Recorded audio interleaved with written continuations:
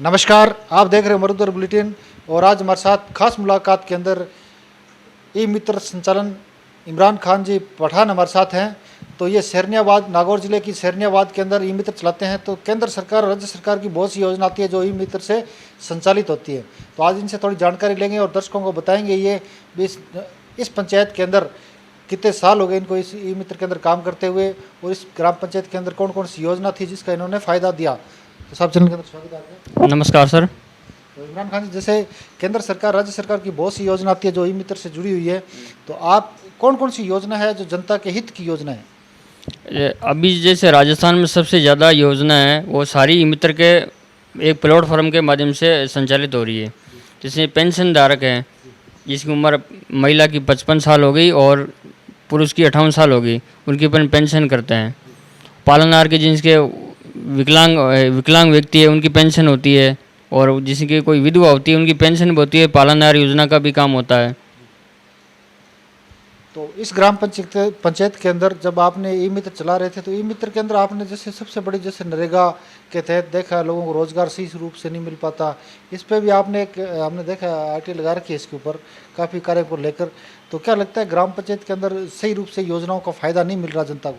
हाँ, नहीं मिल रहा। राजस्थान यहाँ सहरनियाबाद पंचायत में सबसे डीरोना ब्लॉक की सबसे बड़ी पंचायत भी है, लेकिन यहाँ पे सबसे कम काम होते हैं नरेगा में।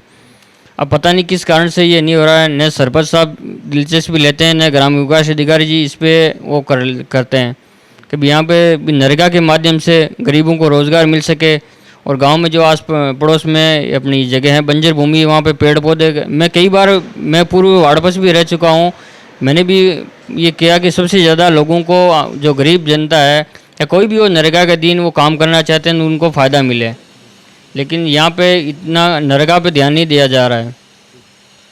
तो हमने देखा जो आरटी आपने लगाई उसके अंदर जैसे बताया भी जो प्रस्तावित काम होने चाहिए एक ग्राम सभा के अंदर होने चाहिए। तो क्या लगता है इस ग्राम पंचायत के अंदर अभी तक कोई ऐसी ग्राम सभा आपके कार्यकाल के अंदर कितनी ग्राम सभा हुई, क्या होना चाहिए? ग्राम सभा के अंदर जो प्रस्तावित काम होते हैं ग्राम सभा में होते हैं या इससे हटके काम होते हैं? अभी क्या पिछले साल कोरोना की महामारी की वजह से अभी 3 अक्टूबर 2020 को चुनाव हुए थे सरपंचों के। उसके बाद कोरोना की वजह से ये पोस्टपोन्ड थी, मीटिंगें थी। क्योंकि 2-4 मीटिंगें मेरे ख्याल में हुई है, उसमें प्रस्ताव जो भी लिए मैं वार्ड पर तो हूँ नहीं मैं मीटिंग में यहाँ बैठा हूँ, लेकिन जो भी होते हैं लगभग ये प्रस्ताव लिए हैं उन पर काम नहीं हो रहा है। जब आप वार्ड पंच थे तो उस टाइम जो प्रस्तावित काम होते थे तो एक वार्ड पंचों के सभी को साथ में लेके काम होते प्रस्ताव होता था मीटिंग के अंदर या उससे हटके होते थे? मैं तो एक ही ऐसा व्यक्ति हूँ जो स्पष्ट कहने वाला हूँ। सरपंच अपनी मनमर्जी से काम करते हैं। वार्ड पंचों के जो प्रस्ताव होते हैं वो केवल उसमें रजिस्टर में होते हैं, लेकिन उसको कार्यान्वित नहीं होते हैं। अब मैंने वार्ड पर रहते हुए भी कई प्रयास किए भी ये काम लड़ झगड़ के कैसे भी हो, विकास अधिकारी हो किसी के पास जाके भी ये काम होना चाहिए तो वो काम हुआ है।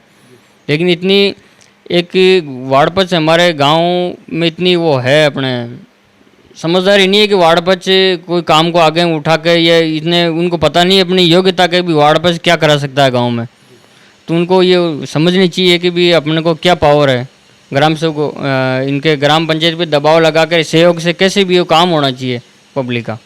तो जैसे आप इस पंचायत में कितना टाइम हो गया आपको ई मित्र चलाते हुए? मेरे को 2014 में आया था मैं यहाँ पे। 14 से यहाँ 7-8 साल हो गए। बहुत अच्छी सबसे ज़्यादा डीरोना ब्लॉक में हर स्तर पे सहरनियाबाद की तकनीकी सहयोग में चाहे जन आधार कार्ड हो, आधार कार्ड हो और भी कोई भी योजना है ना उसमें सहरनियाबाद प्रथम स्थान पे रहता है हमेशा। तो जैसे ई मित्र के आप संचालित करते हो तो आपके यहाँ पे ऐसी कौन सी बड़ी समस्या आ रही है जिसकी वजह से जनता के काम नहीं हो रहे? आप बता रहे थे तो ई मित्र की तरफ से जैसे नेट की प्रॉब्लम, यहाँ क्या सुविधा, नेट की क्या सुविधा है इस पंचायत के अंदर? सबसे बड़ी प्रॉब्लम नेट की है। मैं अभी चलाता हूँ ना तो केवल मोबाइल से हॉटस्पॉट चला के वो करता हूँ। BSNL का कनेक्शन नहीं है यहाँ पे, नहीं कोई फाइबर इंटरनेट की व्यवस्था है। ये मोबाइल नेटवर्क है प्राइवेट, BSNL का 3G का नेटवर्क नहीं है यहाँ पे। ये अपने वोडाफोन एयरटेल ये 3G 4G इनसे ही काम में ले रहे हैं। वो इंटरनेट की सुविधा सहरनियाबाद में नहीं है।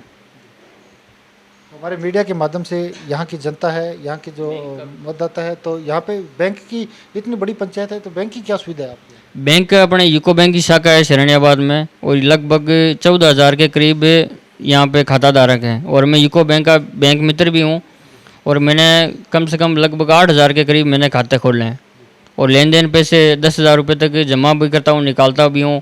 अपने प्रधानमंत्री जीवन ज्योति है, प्रधानमंत्री जीवन सुरक्षा योजना, उसके दिन जैसे 330 रुपये का बीमा होता है, उसके 2 लाख रुपए कोई एक्सीडेंटल हो जाता है तो उनको 4 लाख क्लेम मिलता है। और कोई ऐसे ही नॉर्मल डेथ हो जाती है जिसकी 50 साल से कम उम्र हो, उनको 2-2 लाख रुपए मैंने कम से कम 20 लाख का क्लेम दिलवा चुका हूँ। तो नरेगा के अंदर भी हमने देखा है जो जनता के पैसे पूरे मिलने चाहिए लेकिन नहीं मिल पाते। कई ऐसी ग्राम पंचायतों के अंदर है जहां शिक्षा की कमी है, वहाँ पे ई मित्र संचालक मान लो, आप कोई भी मान लो, तो बैंक के अंदर अपने जाते हैं तो उनको सही पेमेंट नहीं मिलती। तो आपकी यहाँ की जो जनता है उनको क्या सुविधा दे रहे हो आप? यहाँ पे जैसे गवर्नमेंट ने निर्धारित, मैं आज अखबार में पढ़ा था 221 रुपये के हिसाब से मिलनी चाहिए नरेगा को। यहाँ शरणियाबाद मैंने देखा है, काफ़ी सालों से मैं सक्रिय हूँ, कम से कम 10 सालों से सक्रिय हूँ, तो मैंने ये देखा है कि भी कई ऐसे व्यक्ति हैं जो नरेगा के तहत 25 रुपये दिन के हिसाब से ही मिले हैं और 221 तो आज तक किसी को मिले नहीं, मतलब 150 रुपये से ज़्यादा ये नहीं मिलता।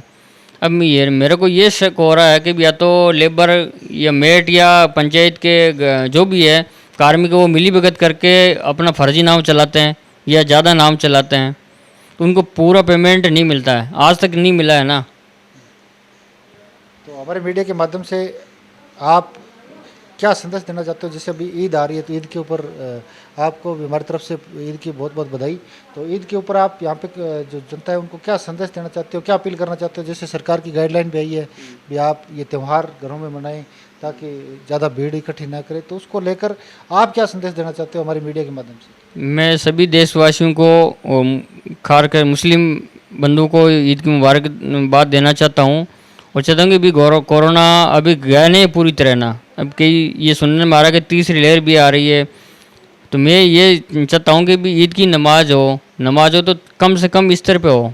जैसे कि अपने को कोई ज़रूरी नहीं है कि पूरे गांव के एक जगह इकट्ठे होकर, अलग अलग मोहल्लों में या ईदगाह में कम से कम जो भी गाइडलाइन गवर्नमेंट ने दे रखी है कि 50-100 आदमी नमाज़ पढ़ें, तो वो बाकी लोग घरों में पढ़ के नमाज़ पढ़ के ही अपनी इबादत करें और कुर्बानी के जो भी है वो रस्म अदा की जाए।